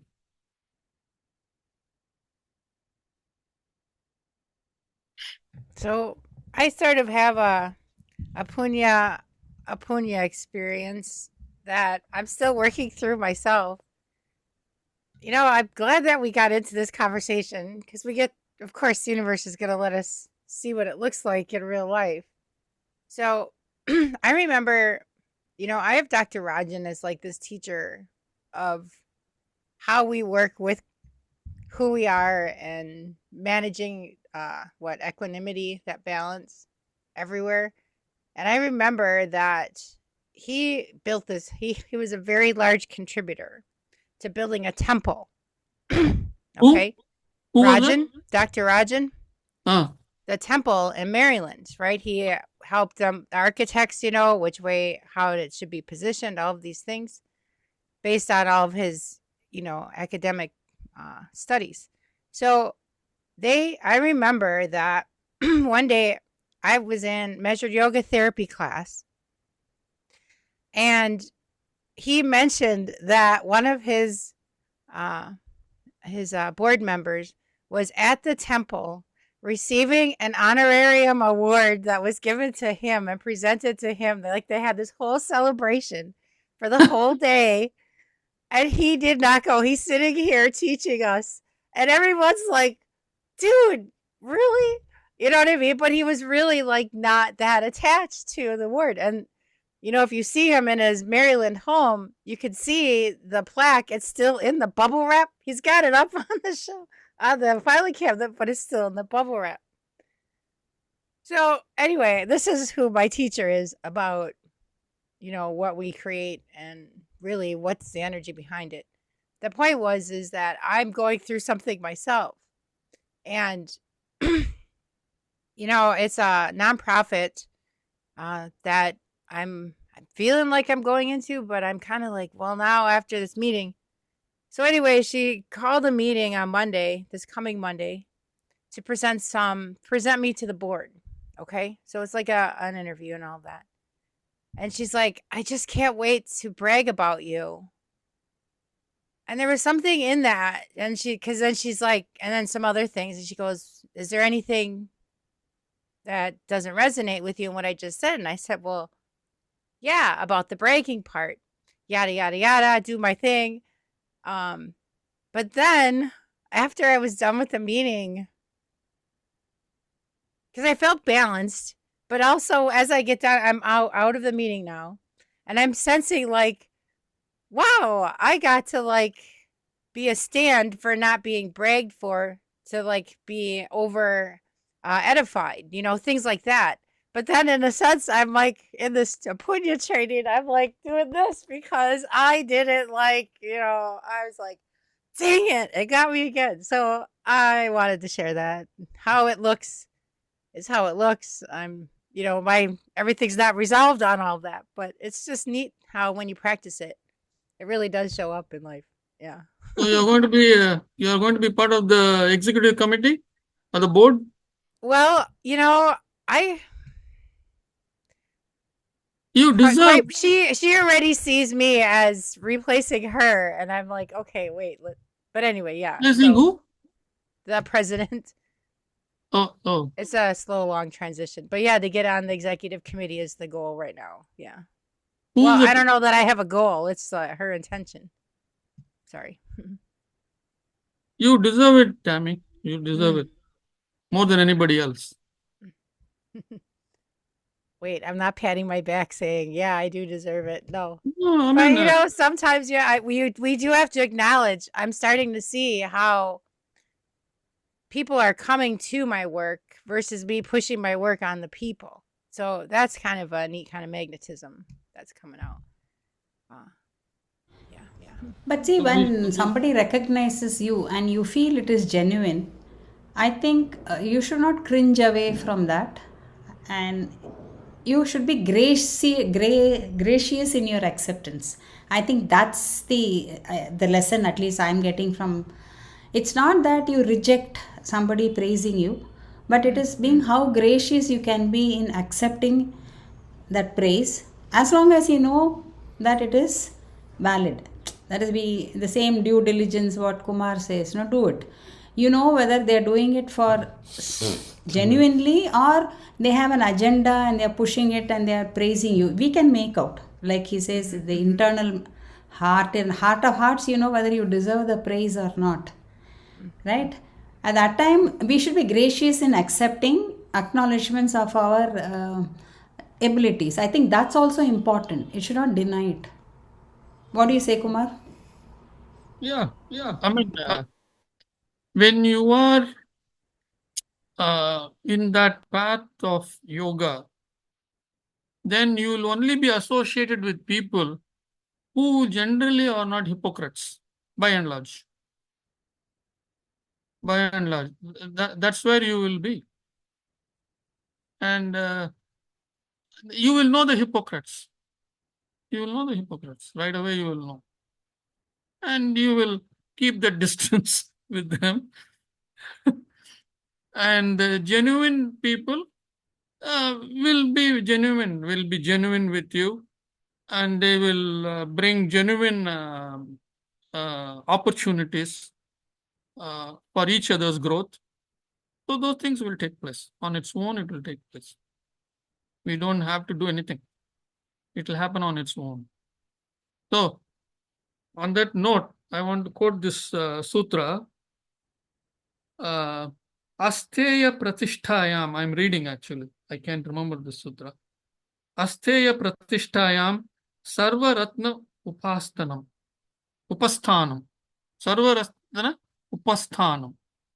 Asteya Pratishtayam. When Asteya is non-stealing, or not wanting others' things. When you're fully established in that, what happens? Sarva Ratna, all kinds of gems come searching you. Upasthanam, all kinds of gems come to you on its own. So these gems are people who are not hypocrites. Then recognition. Gem is also recognition. Being part of a board, that's a recognition. That's a gem. That's a ratna. Those kinds of things will, on its own, it will come. Because people trust you. Because they know that you're not in this group or in this place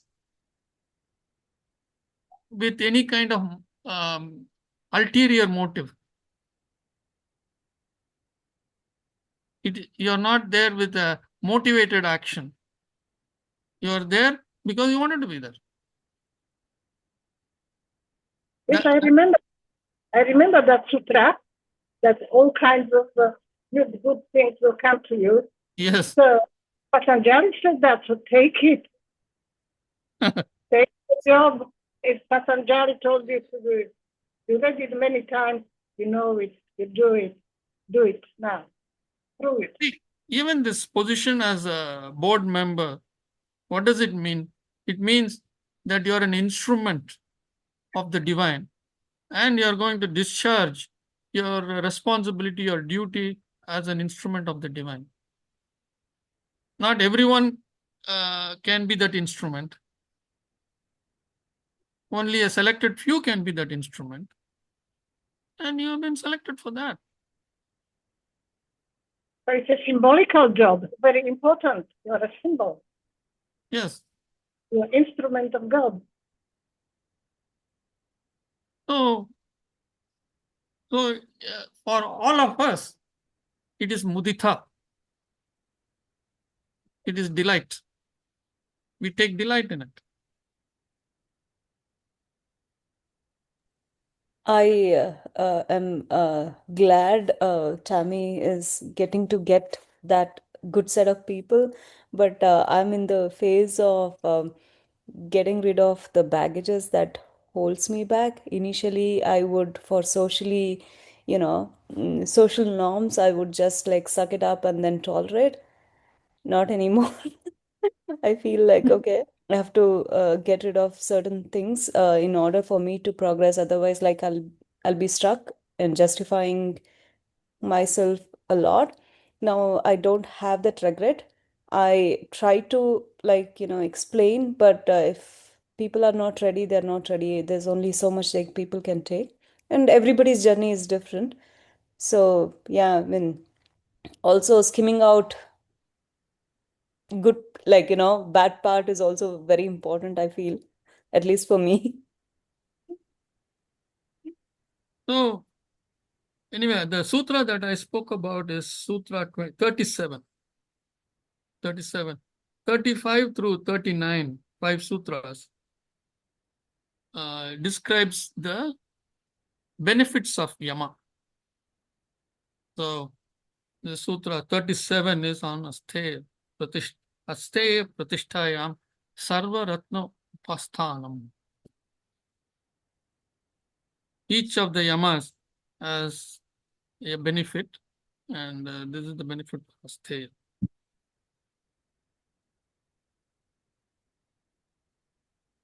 Actually, uh, when you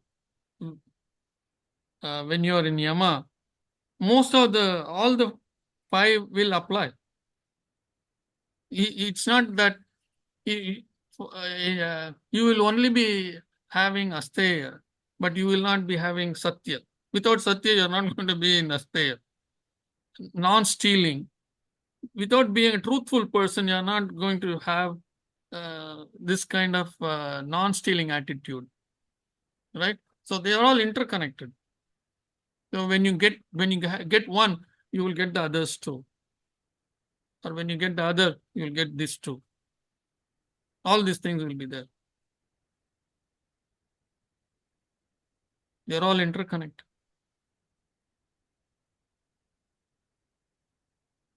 So on that note, next week there is no class. There is no formal class. But if there are sufficient number of people who want to come and have some discussion, I will consider.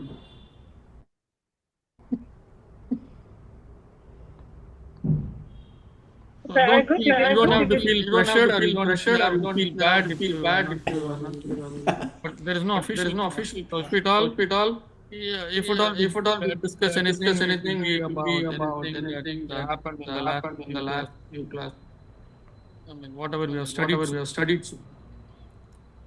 I would like to wish everyone a happy new year because I will see you all only in January. January 3rd is the official class. Two weekends later. Yeah. So here's best wishes to everyone for 2026. Thank you, everyone.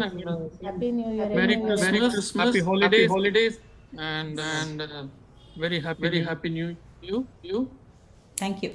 Thank you. And if anybody wants to come next week, maybe I'll put a poll. Sure. The easy poll. Okay. Sir, you said you will put a poll regarding the video sent by Suresh, sir. Yes. First of all, I have to send that. Okay. I will send it in the next few days. Okay. Then you will have almost 2 weeks, to study it. It's just a picture. Mhm. And once you understand that, once you have understood karma very well,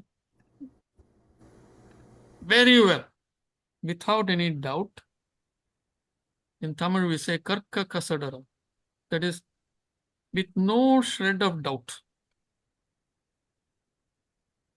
then you will just looking at it, you will say ha ha ha ha ha.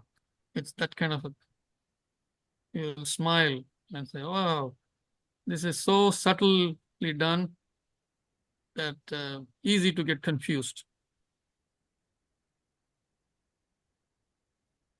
Yeah, I got a question, Sutra number 37. It is established in keeping your mind one-pointed, all precious things like gems, and in it means ratna, gems, enter or approach, or like precious stones, anything, property, gold, etc. All good things will come to you. Yeah. Wow.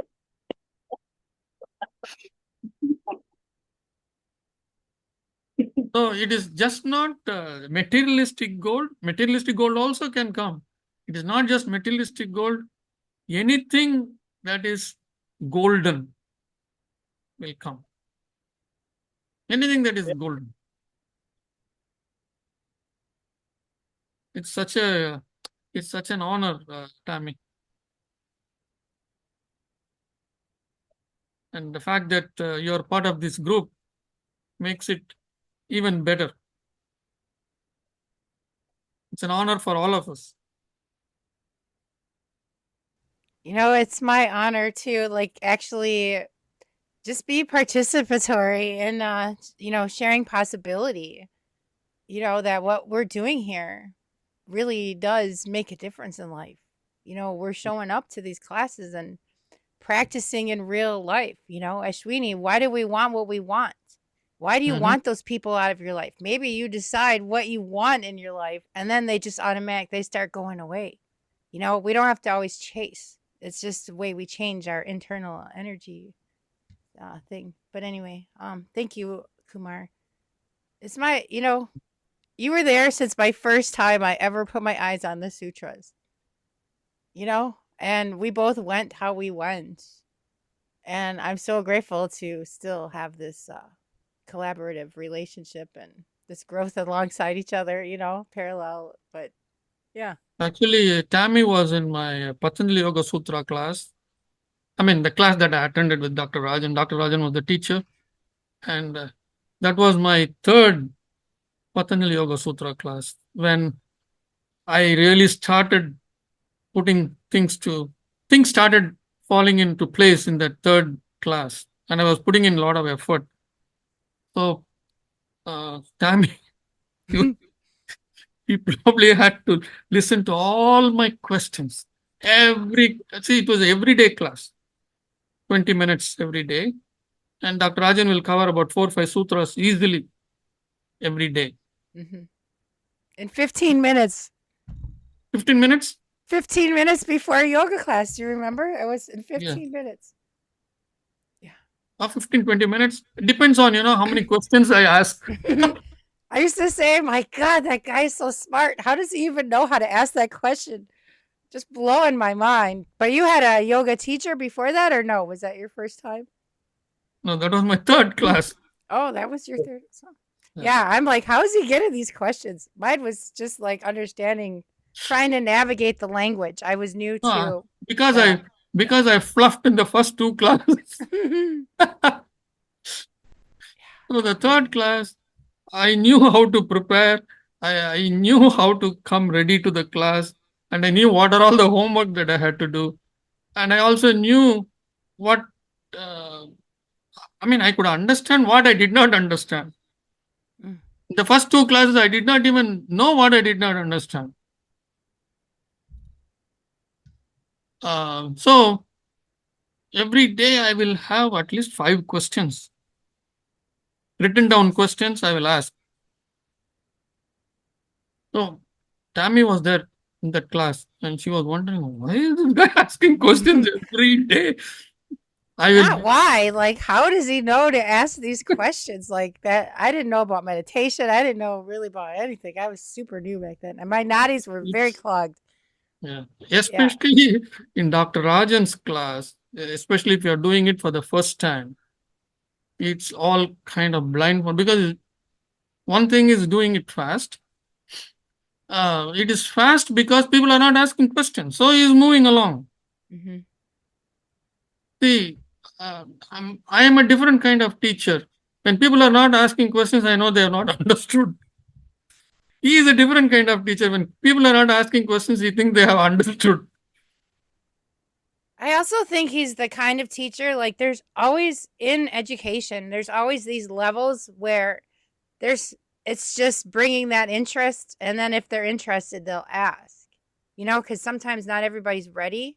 So I could see, Yes. like, as a beginner teacher, now seeing how deep he is, I'm like, oh my God, he doesn't even teach them anymore. Other teachers will teach it. In fact, But he will present the sutra, and if people disagree with the sutra, he will not spend too much time trying to justify. He will say, "Okay, yeah, you the can do pariharas." He will say. universe will bring you to the So answer. Rajasri, he will say, "Oh, no problem. You can do pariharas." I was there too. I was a student. Was it 2 years ago? Huh? Yes. It was in 2 years ago, your last class. No, I attended the class in 2020. Then 5 years, 2020, 5 years back. okay. I graduated 5 years back. 23, I think I was in your class. Oh, you are in my class? Okay. And that was my happiest time. Every day I was looking forward to it. Oh, we are going to learn something. Oh, why I didn't learn that 20. Yeah, that's when we started doing one sutra a day, correct? One sutra a day. That was, you made me very In the morning class, yes, the morning class. I also enjoyed that class. Just one Yeah. sutra a day. Yeah. I also enjoyed that class. There used to be a lot of questions in that class too. And Thank Kumar, you. doing once a day lets you walk off like living in that sutra for the whole entire day when you do something like that in the morning. That was what I really loved about that class when you did that. What was the thing that you liked? You know Just how you did one sutra a day. So, yes. and I'm a writer, so I got to like contemplate, ruminate, investigate, introspect what that sutra was that we opened up for each day in the morning, because it was Yeah. in your fresh brain while you're doing yoga. Yeah. And you're in that cleansed space, and that that was pretty powerful. So anyway, sorry Tatiana, I didn't mean to cut you off, but that was a really good reminder. I forgot all about that. Kumar used to teach yoga. He did the same thing Rajan did, but for hatha yoga in the morning. Look at, we're passing the baton to you now, Kumar. Look at that. Huh? We're passing the baton to you now. We talk about Rajan. Now other people can remember your teaching experiences like this. Beautiful. I mean, that's how we have to move on and better. And I mean, people who have learned from me should be better than me. That's the intent. Things have to get better and better and better and better and easier. Well, thank you for opportunity. It's all the divine's doing. Kumarji, Yes. like Tammy said, you asked many questions. Are there any significant questions you got answers for? Any significant questions? I asked only significant questions. Yeah, what were these? What were those? Can you give some examples? Like I said, hundreds of questions. Every single thing that I am talking in this class has come from there.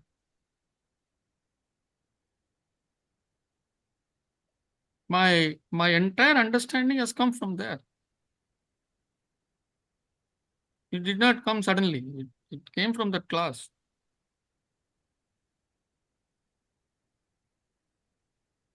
Okay. While going through that class, I understood each and every sutra. Whatever I didn't understand the next day, I will ask all the questions related to that. So patiently, Dr. Rajan will answer. So I will listen to it. Next day, morning, as soon as the recording is posted, I will sit and watch that recording. I'll go back and forth. I'll go back and forth until I understand each and every word. It will take me 2 to 3 hours every day to do that. Every day, 2 to 3 hours. And whatever, despite all that, I might not have understood some of the things that he said. And new sutras you would have covered. A few things I may not have understood. All those questions I will write down. And in that day evening, I will ask those questions. So, see, as soon as the class starts, he will start the class by saying, "Are there any questions?" Immediately, my hand will be up.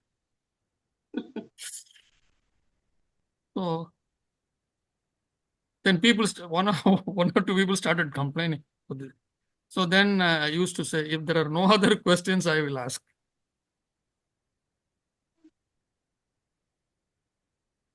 Do you remember, Tammy, there was one professor, physics professor in that class, and he complained, "Oh, Kumara started, then there won't be time for anybody else." Right. I don't think Raj cared for him very much. What was it? I forget his name. It used to start with He's the M. passed now. He passed away now. Oh, really? Oh. Yeah. Some Virendra. Virendra Maharaj. No, Virendra. Mahajan. Virendra Mahajan? Mahajan, Virendra, correct. Virendra Mahajan. No, he's still alive. He's still alive. Professor Virendra Mahajan. He was a physics, some professor he was. Is it him? So he had a very deep understanding and he was trying to understand everything from physics point of view. So some of the argument, some of the things that he would say, I used to really love it because I am a physics student myself. But then he will say all these things, but he won't be able to connect it with the sutra. That's where he was stuck. So I just let that part away. My interest was to connect both whatever I understand and more interested in understanding the sutra. And then I would come back after understanding the sutra, I will try to map it, if possible, to physics, not the other way around. He was trying to map everything in physics to sutra. I was trying to map sutra to physics. So two different ways of approach. That's what I always say. First understand the sutra, then compare it with Bhagavad Gita or any other Upanishad or anything that you have studied, even Bible for that matter. Then it will make sense. As you are studying, if you start doing that comparison, you won't understand this, nor you won't get a depth of that. Neither this nor that. So right now, I have a person who is listening to your lesson, and he is a professor of aerospace. Oh. He's sitting right next. Oh, he's sitting right next. Oh, your husband. Wow. Yeah. Very nice. He's very shy. That's okay. Michael, come say hello to my picture. Hello. Hello. Very nice. Very nice to hear that you're listening to this. Very nice. Excellent. Thank you. It's an honor. Well, we are growing together, thanks to you. You give us opportunity to do it. And Tatiana is so enthusiastic and has learned so much from this. It's been very good for her. So thank you. Thank you. Divine's grace, how all it flows. Ishwara. All right, people. Thank you very much. And a wonderful session. Thank you. We'll see you in the new year. Namaste. Thank you so much. Happy New Year, everyone. Thank you. Yeah, happy New Year. Namaste. You want to do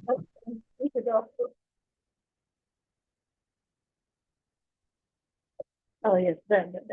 Here, it's like, no, I have to go back. Here, 3, 6.